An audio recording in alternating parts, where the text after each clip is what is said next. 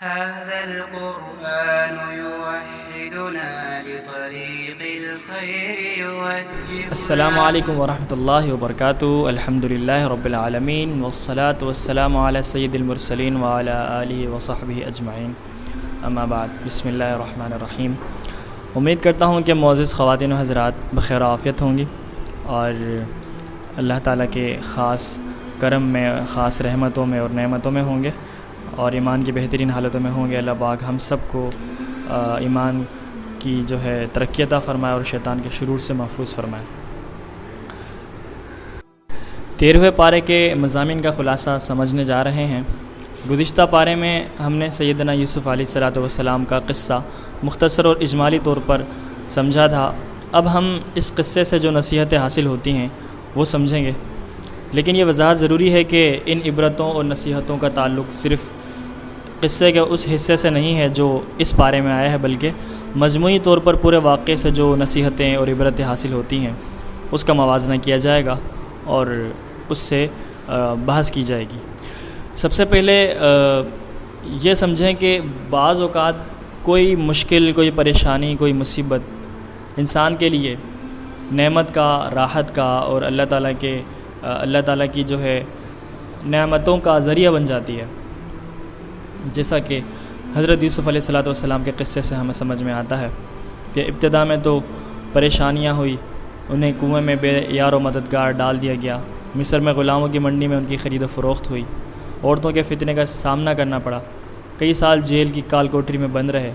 لیکن انجام کیا ہوا، نتیجہ کیا نکلا؟ اللہ پاک نے ان کا بہت زیادہ نواز دیا، دنیاوی عزتوں سے نوازا. اخروی عزت تو تھی ہی، مصر کے بادشاہ بن گئے اور سارا مصر ان کے ماتحت آ گیا.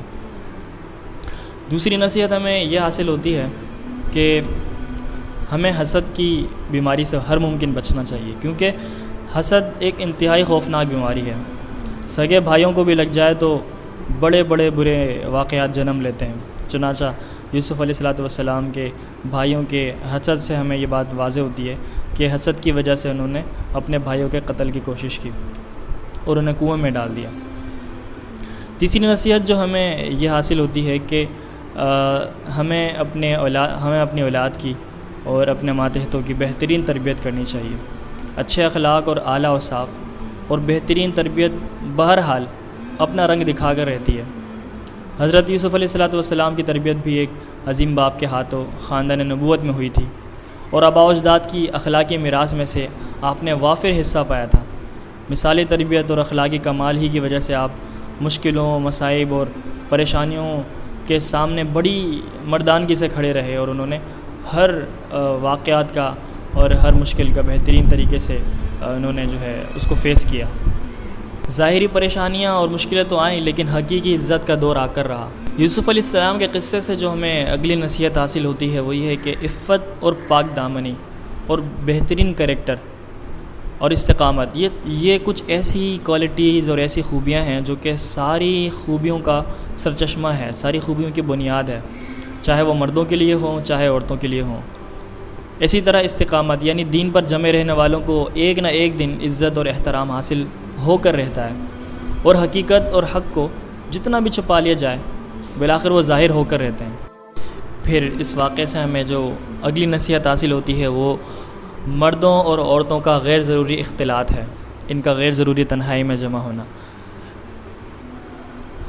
آج کل ہمارا جو کو ایجوکیشن سسٹم ہے اس کی فتنہ سامانیاں اور اس کی تباہیاں آپ سب کے سامنے ہوں گی، آپ سب کے علم میں ہوں گی کہ کو ایجوکیشن سسٹم میں جہاں دیگر فوائد ہیں وہاں برائیاں اور نقصانات زیادہ ہیں. اس کے برعکس جو سیپریٹ سسٹم ہوتا ہے جہاں لڑکیوں کی تعلیم بالکل علیحدہ ہوتی ہے، اسکول ان کا بالکل علیحدہ ہوتا ہے، کالج علیحدہ ہوتا ہے، اسی طرح لڑکوں کا علیحدہ ہوتا ہے، تو اس کا ماحول بہت زیادہ اچھا ہوتا ہے، بہت بہترین ہوتا ہے. بالکل یہی بات ہے کہ اسلام کی جو تعلیم ہے اس پر اگر چل کر چاہے تعلیم حاصل کی جائے، چاہے معیشت کو مضبوط کیا جائے، انسان کامیاب رہتا ہے.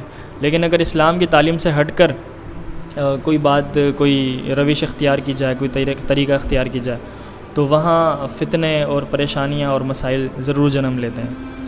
حضرت یوسف علیہ السلام کے اس قصے سے بھی ہمیں یہ سبق حاصل ہوتا ہے کہ مرد اور عورت کا اختلاط اور خلوت میں میل جول فتنہ کا باعث ہوتا ہے۔ نہ زلیخا کو خلوت میسر آتی، نہ ہی وہ برائی کی منصوبہ بندی کرتی، اس لیے اسلام نے مرد و زن کی خلوت میں ملنے کو حرام قرار دیا ہے۔ ترمذی اور نسائی میں ہے، حدیث شریف ہے کہ جب مرد اور عورت تنہائی میں ملتے ہیں تو ان کے ساتھ تیسرا فرد شیطان ہوتا ہے جو ان کو بہکاتا ہے۔ پھر ہمیں یہ نصیحت حاصل ہوتی ہے کہ ذات باری تعالیٰ پر ایمان اور عقیدے کی پختگی یہ مین جو ہے بنیاد ہوتی ہے، ریزن ہوتی ہے کہ ہم اپنے ساتھ پیش آنے والے مصائب اور مشکلات کا سامنا صبر سے کر سکیں۔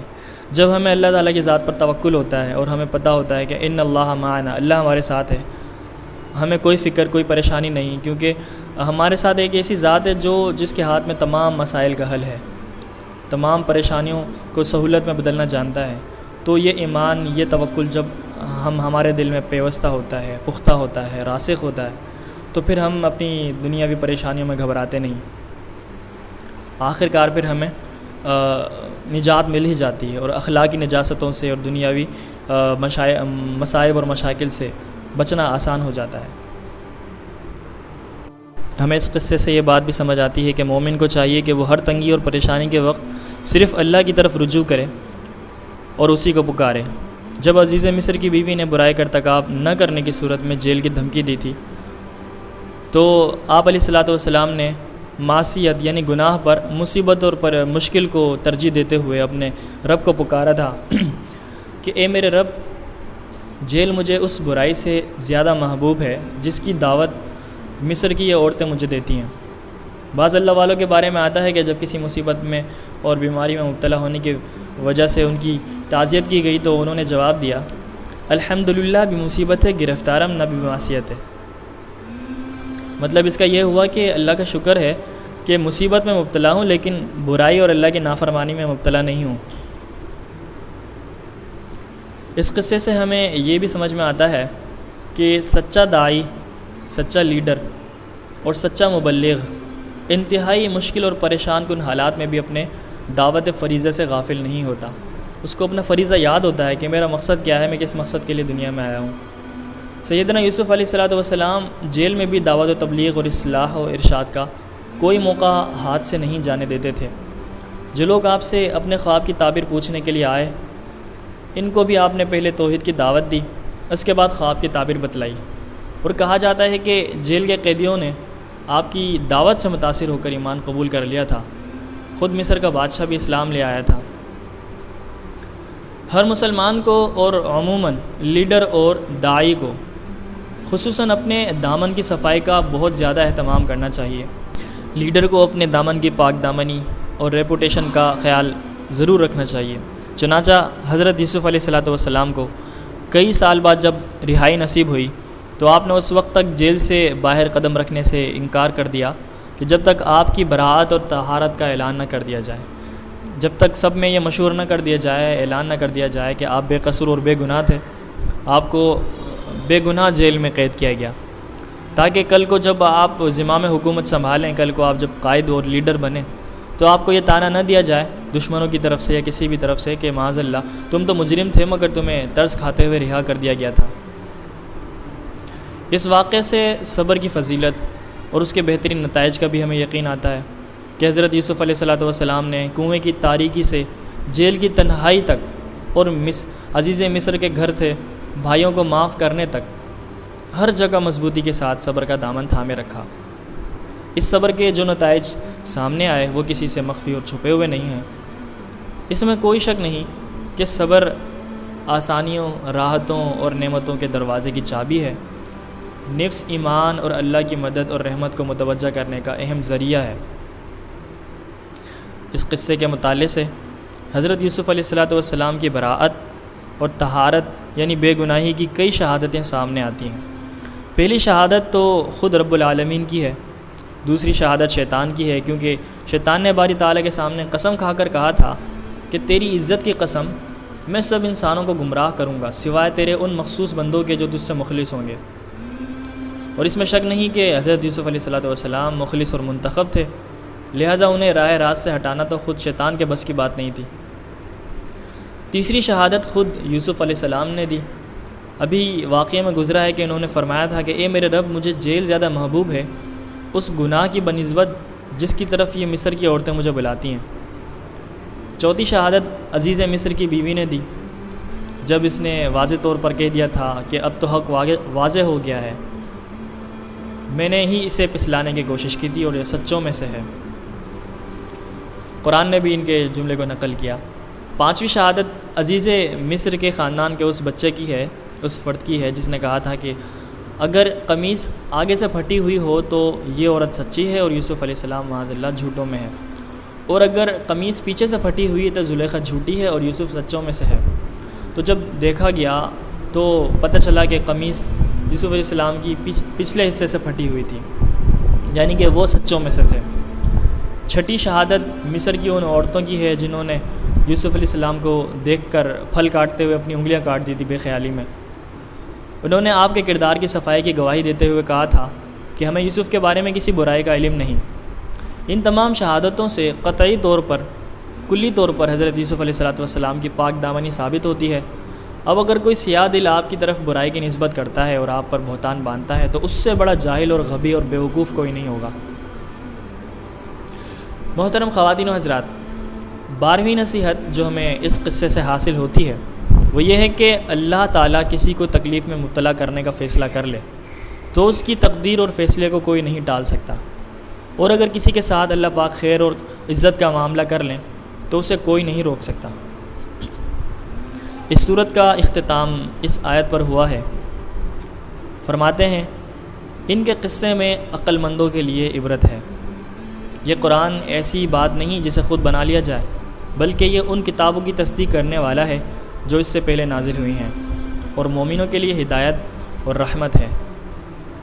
گویا کہ اس طرف متوجہ کیا گیا ہے کہ جو اللہ حضرت یوسف علیہ السلام کو کنویں سے نکال کر بادشاہت کے تخت پر بٹھا سکتا ہے، وہ اللہ پاک اس بات پر بھی قادر ہے کہ محمد صلی اللہ علیہ وسلم کو بھی عزت عطا کرے اور ان کے لائے ہوئے دین کو تمام عالم پر پہنچائے، تمام عالم میں، تمام دنیا میں غالب کر دے۔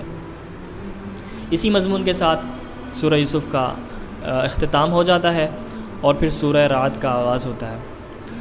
سورہ رعد مکی ہے اور اس میں 43 آیات اور 6 رکوع ہیں۔ اس صورت میں 3 بنیادی عقائد یعنی توحید، نبوت اور بعثت بعد الموت یعنی کہ موت کے بعد زندہ کرنے سے بحث کی گئی ہے۔ اس صورت کی پہلی آیت میں قرآن کریم کی حقانیت کا ذکر ہے۔ یہ نکتہ قابل غور ہے کہ جن صورتوں کا آغاز حروف مقطعات سے ہوتا ہے ان صورتوں کی ابتدا میں عام طور پر قرآن کریم فرقان حمید کا ذکر ہوتا ہے، جس سے اس قول کو تقویت حاصل ہوتی ہے جس کے مطابق حروف مقطعات ان مخالفین کو چیلنج کرنے کے لیے لائے جاتے ہیں جو قرآن کریم کو معاذ اللہ انسانی کوشش اور اسٹرگل قرار دیتے ہیں۔ اس صورت میں جو اہم مضامین بیان کیے گئے ہیں آئیے اسے ڈسکس کرتے ہیں۔ سب سے پہلے صورت کی ابتدا میں اللہ تعالیٰ کے وجود اور اس کی وحدانیت کے دلائل بیان کیے گئے ہیں کہ آسمانوں اور زمین، سورج، چاند، رات اور دن، پہاڑوں اور نہروں، غلہ جات اور مختلف رنگوں، ذائقوں اور خوشبو والے پھلوں کو پیدا کرنے والا کون ہے؟ وہی تو ہے، اور موت، زندگی، نفع نقصان اسی ایک اکیلے اللہ پاک کے ہاتھ میں ہی تو ہے۔ چنانچہ انسان جب عقل دوڑاتا ہے، جب وہ غور و فکر کرتا ہے، وہ جب دلائل ڈھونڈتا ہے تو اسے کوئی اور ذات نظر ہی نہیں آتی، صرف اور صرف اللہ پاک کی قدرت نظر آتی ہے ہر چیز میں۔ پھر اس کے بعد قیامت کے دن میں بعث و جزا کو ثابت کیا گیا ہے، یعنی کہ قیامت کے دن تمام انسانوں کا دوبارہ سے زندہ کیا جانا اور حساب کتاب ہونا۔ یہ ایک ایسا مسئلہ تھا، ایک ایسا ایشو تھا جو مشرکین کی سمجھ میں نہیں آتا تھا، چنانچہ وہ اللہ تعالیٰ کے وجود کا اقرار بھی کرتے تھے، اس سے زمین و آسمان کا خالق اور مالک بھی تسلیم کرتے تھے، لیکن مرنے کے بعد دوبارہ زندہ ہونا ان کے سمجھ نہیں آتا تھا کہ یہ کیسے ہوگا اور کس طرح ہو سکتا ہے، وہ اس کا انکار کرتے تھے۔ ان کی بات سمجھ میں نہیں آتی تھی کہ ہڈیوں کے بوسیدہ اور گوشت پوست کے مٹی میں رول مل جانے کے بعد انسان دوبارہ کیسے زندہ کیا جا سکتا ہے۔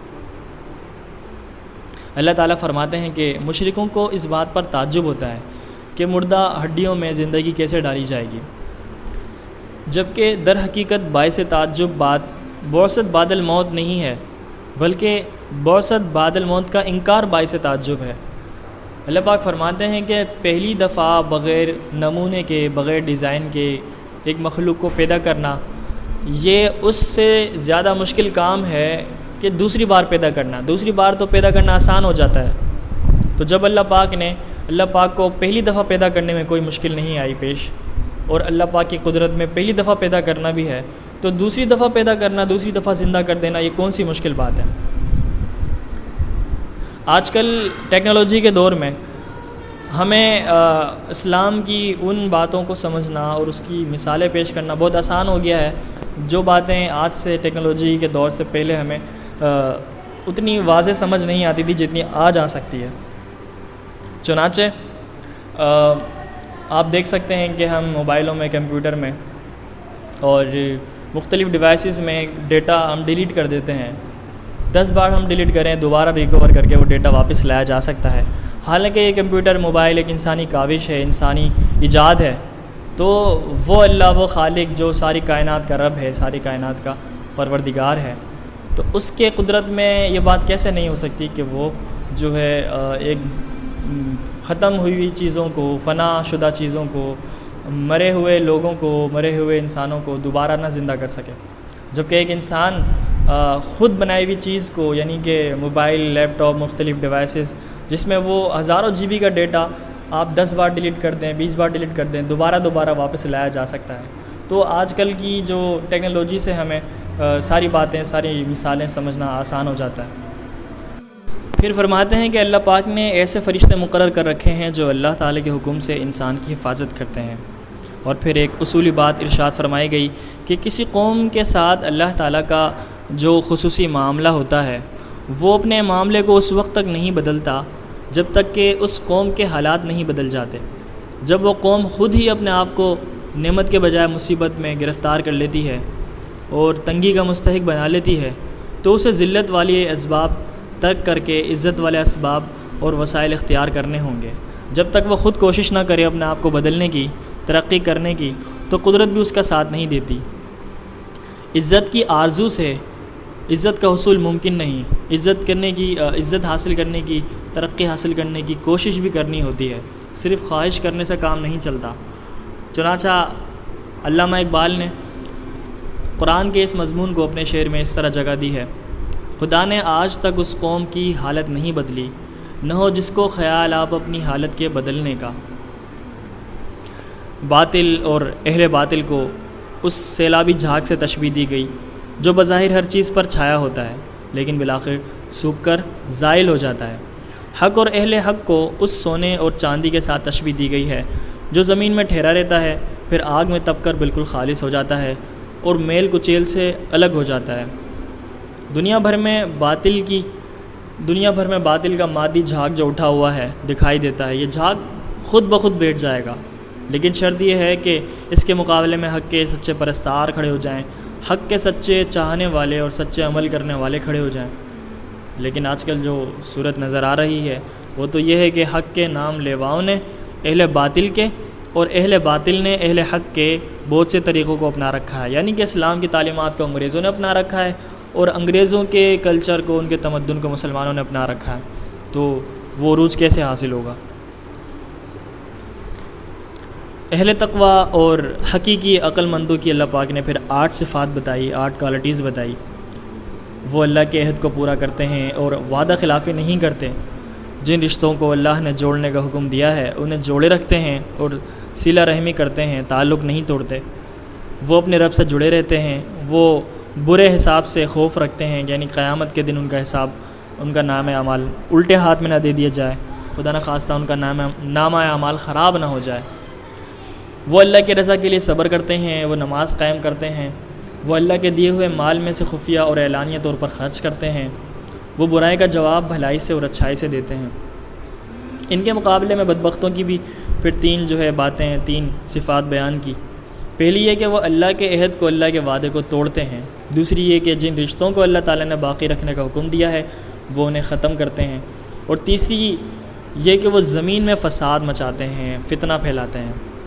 پھر فرمایا کہ انبیاء بھی دوسرے انسانوں کی طرح انسان ہوتے ہیں، ان کے بیوی بچے بھی ہوتے ہیں جہاں تک ان کے معجزات کا تعلق ہے، تو یہ ان کا ذاتی کمال نہیں ہوتا بلکہ یہ اللہ تعالیٰ کا حکم ہوتا ہے، اللہ تعالیٰ کے حکم سے ان سے کمالات صادر ہوتے ہیں۔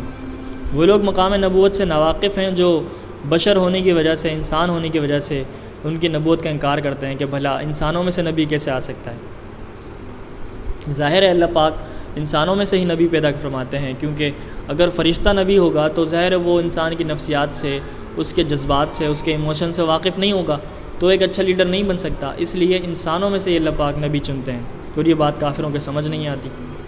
اور سورت کا اختتام اللہ تعالیٰ سورت کے اختتام پر پھر اللہ پاک نے اپنے نبی کی نبوت اور رسالت کی خود شہادت دی ہے، اور اسی طرح وہ اہل کتاب کے نبوت کے گواہ ہیں جو تعصب سے پاک ہیں۔ اسی مضمون کے ساتھ پھر اس سورت کا سورہ رعد کا اختتام ہو جاتا ہے، اور اس کے بعد سورہ ابراہیم شروع ہوتی ہے۔ سورہ ابراہیم مکی ہے، اس میں 52 آیات اور 7 رکوع ہیں۔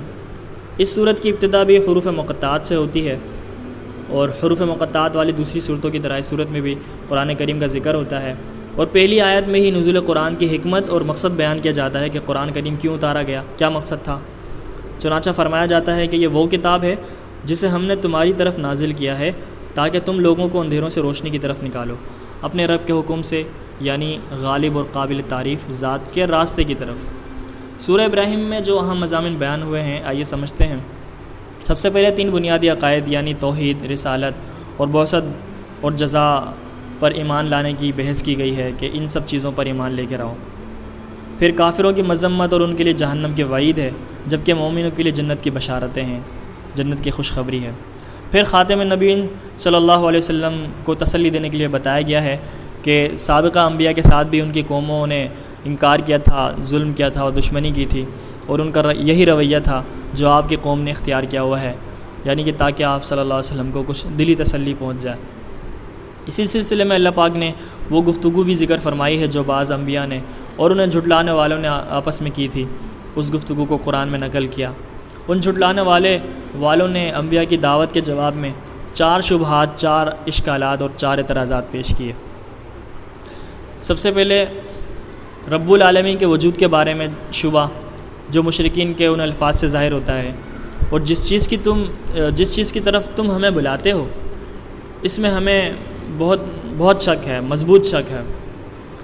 اور اسی شبے کے جواب میں انبیاء نے پھر فرمایا، اے اللہ کے بندو، کیا تم اللہ تعالیٰ کی ذات کے بارے میں شک کرتے ہو جو آسمانوں اور زمینوں کا پیدا کرنے والا ہے؟ یعنی اللہ تعالیٰ کے وجود اور توحید کے دلائل تو اس قدر واضح ہیں کہ ان پر کسی دلیل اور برہان کی ضرورت ہی نہیں ہے۔ جدھر نگاہ اٹھاؤ، جدھر غور و فکر کرو، ادھر اللہ تعالیٰ کی دلیل، اللہ تعالیٰ کی قدرت نظر آتی ہے۔ کائنات کا ذرہ ذرہ، ہر حرکت و سکون اس کی وحدانیت کی گواہ ہے۔ کیا جب سورج طلوع ہو جائے تو پھر ہمیں دن کے وجود پر کسی دلیل کی ضرورت پڑتی ہے کہ دن کو ثابت کرنے کے لیے ہم کوئی اور دلیل پیش کریں؟ جب سورج طلوع ہو جائے تو سورج خود دلیل ہوتا ہے کہ دن نکل آیا۔ مشرکین کا خیال تھا کہ انسان رسول نہیں ہو سکتا۔ انبیاء نے جواب دیا کہ بے شک ہم انسان ہیں، لیکن انسان کا رسول ہونا ناممکن نہیں۔ رسول اسے کہتے ہیں جس پر وحی نازل ہو، اور اللہ پاک ہم پر وحی نازل فرماتے ہیں۔ حکمت الہیہ کا تقاضا یہ ہے کہ انسان کی طرف کسی انسان ہی کو نبی بنا کر بھیجا جائے۔ اگر زمین پر فرشتے آباد ہوتے، اللہ تعالیٰ کے فرشتے جو ہے یہاں زمین پر مکلف ہوتے، تو کسی فرشتے ہی کو ان پر نبی بنا کر بھیجا جاتا۔ لیکن جب یہاں پر انسان آباد ہیں، اللہ پاک کے جو خلیفہ ہیں، اللہ پاک نے انسانوں کو خلیفہ بنایا ہے، ان کو اپنی عبادت کا مکلف بنایا ہے اور شریعت اور دین حمید کا مکلف بنایا ہے، تو انسانوں کو ہی نبی بنا کر اللہ پاک بھیجتے ہیں۔ یہ اللہ پاک کی سنت ہے۔ مشرکین کو ہدایت سے محروم رکھنے والا ایک بہت بڑا ریزن ان کے آباء و اجداد کی اندھی تقلید تھا۔ آنکھ بند کر کے اپنے آباء و اجداد کو فالو کرتے تھے۔ وہ اپنے آباء کی راہ چھوڑنے کے لیے تیار ہی نہ تھے۔ قرآن نے بہت سے مقامات پر اس کی تردید اور رد فرمایا ہے، اور اس بات کو بتایا ہے کہ تمہاری یہ بہت بڑی خامی ہے کہ تم اپنی عقل استعمال نہیں کرتے، بلکہ جو غلطیاں، جو نافرمانیاں، جو گمراہیاں تمہارے باپ دادا کرتے تھے تم صرف اس پر چلتے ہو اور اب لکیر کے فقیر بنے ہوتے اور عقل استعمال نہیں کرتے۔ اللہ پاک کا ہمیشہ یہ دستور اور وعدہ ہے کہ وہ شکر کرنے والوں کو اور زیادہ دیتا ہے اور ناشکری کرنے والوں کو عذاب کا مستحق بنا دیتا ہے، اور اسے دنیاوی مسائل میں جکڑ دیتا ہے، دنیاوی پریشانیوں میں۔ چنانچہ ہم دیکھتے ہیں کہ جو شخص شکر گزار ہوتا ہے، اگرچہ اس کے پاس تھوڑا ہی کیوں نہ ہو، اگرچہ اس کا گزر بسر بہت محدود پیسوں میں، محدود نعمتوں میں کیوں نہ ہو، لیکن اگر وہ شکر گزار ہوتا ہے تو اللہ پاک اس کے لیے آسانیاں پیدا فرما دیتے ہیں اور سکون اس کو عطا فرما دیتے ہیں، اور اس کی زندگی بہت اچھی گزرتی ہے۔ اس کے بنسبت آپ دیکھیں کوئی کروڑ پتی بھی اگر ہو، اس کی طبیعت میں ناشکری ہو، شکوے گلے ہوں، تو اس کی پوری زندگی اتنی ساری نعمتوں کے باوجود پریشانیوں میں گزرتی ہے۔ تو یہ دنیاوی پریشانیاں دراصل اللہ تعالیٰ کی طرف سے ناشکری کی وجہ سے ہوتی ہے۔ شکر کی حقیقت یہ ہے کہ انسان نعمت عطا کرنے والے کے فضل کا اقرار کرے، اس کی تعریف کرے، اور نعمت کو اسی مقصد کے لیے استعمال کرے جس مقصد کے لیے وہ نعمت ہمیں عطا کی گئی ہے۔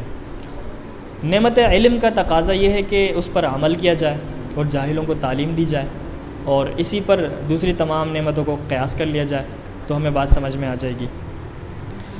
چنانچہ اس صورت میں حضرت ابراہیم علیہ السلام کی وہ دعائیں بھی ذکر کی گئی ہیں، خاص طور پر جس میں انہوں نے بیت اللہ کی تعمیر کے بعد اہل مکہ، اپنی اولاد اور خود اپنے خاندان کے لیے دعائیں مانگی تھی۔ ان دعاؤں میں انہوں نے امن، رزق، دلوں کے میلان اور اقامت صلاۃ یعنی نماز قائم کرنے کی دعا اور مغفرت کی درخواست کی تھی، اور یہ دعائیں آیت نمبر 25 سے لے کر 41 تک مذکور ہیں۔ حق اور ایمان کے کلمے کو پھر شجر طیبہ یعنی پاکیزہ درخت کے ساتھ، اور باطل کو ضلالت کے کلمے اور شجر خبیثہ کے ساتھ جو ہے اللہ پاک نے تشبیہ دی ہے۔ اس کا مطلب یہ ہوا کہ جو حق اور ایمان کا جو کلمہ ہے وہ ایک بہت ہی پاکیزہ اور خوشنما درخت ہے، پھلدار درخت ہے، اور جو باطل اور کفر کا کلمہ ہے وہ ایک بہت ہی بدبودار اور خبیث کانٹے دار خاردار درخت ہے، جس میں نہ پھل لگتا ہے نہ کوئی فائدہ ہوتا ہے۔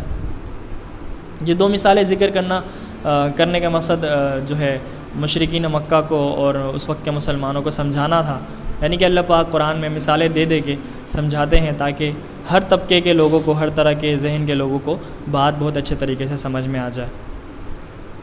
سورہ ابراہیم کے آخری رکوع میں قیامت کی منظر کشی کی گئی ہے اور جہنم کے ہولناک عذابوں کا ذکر ہے، اور پھر جیسے اس صورت کا آغاز نزول قرآن کی حکمت کے بیان سے ہوا تھا، اسی طرح اس کی آخری آیت میں اس کا مقصد نزول بیان کیا گیا ہے۔ چنانچہ ارشاد ہوتا ہے کہ یہ قرآن لوگوں کے لیے اللہ کا پیغام ہے تاکہ اس سے انہیں ڈرایا جائے اور تاکہ وہ جان لیں کہ وہی اکیلا معبود ہے، اور تاکہ اہل عقل نصیحت حاصل کریں۔